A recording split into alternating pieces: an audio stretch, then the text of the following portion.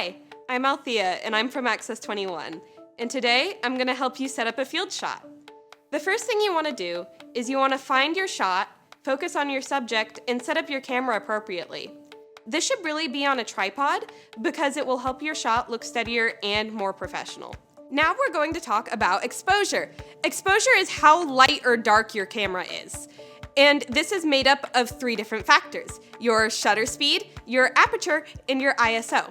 Your shutter speed is recommended to be about twice your frame rate, so for video, it should be 1/60.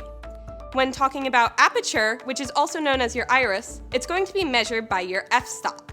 A higher f-stop is going to be a darker image because there's less light going into the camera.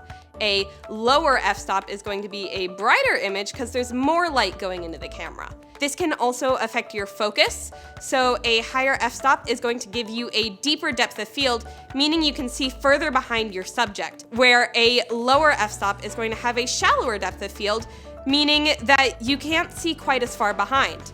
Finally, for ISO, a higher ISO means that your image is going to be brighter, and a lower ISO means your image is going to be darker.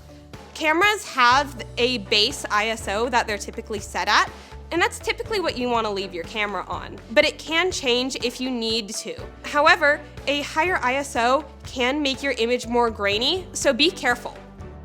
Next, we need to talk about white balance. White balance tells your cameras what colors are supposed to look like by telling your camera what white is. White is going to change whether you're inside or outside based on the different lighting. Inside is going to be warmer and outside is going to be colder. You need to check this whenever you move locations because the lighting's going to be different. Your camera has a color temperature that ranges from 3200, which is closer to candlelight, and 5600, which is a bright, beautiful sunny day outside. Your camera should have an auto white balance button, which will do this for you to make sure the colors look right. However, you want to make sure that you have a piece of paper or something else that's white so that your camera can adjust accordingly. Now that your camera looks right, I'm going to give you some tips on visually setting up your shot. The first thing you need to do is you need to level your tripod.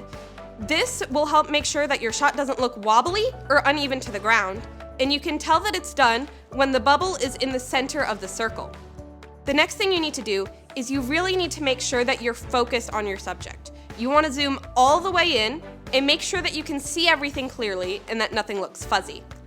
Finally, we're going to talk about the rule of thirds. This is a principle of design for shot composition that helps your image look more pleasing to the eye. If you divide a shot into a 3x3 grid, you'll see all these lines. The human eye is naturally drawn to the intersections of these lines when you're looking at a visual image, so placing people or objects on these lines makes for a better looking shot. It also is useful to help you create look room so that there's not a lot of weird open space behind your subject, and that if your person is talking, it doesn't look like they're yelling immediately off screen. Sometimes a camera will have a setting that lets you turn on this grid while you're filming, but other times you will just have to use your best judgment. Now, this isn't a hard rule, it's more of a guideline, but it does help your shots look better and catch the eye. Thank you for watching, and I hope you're ready for your next field shoot.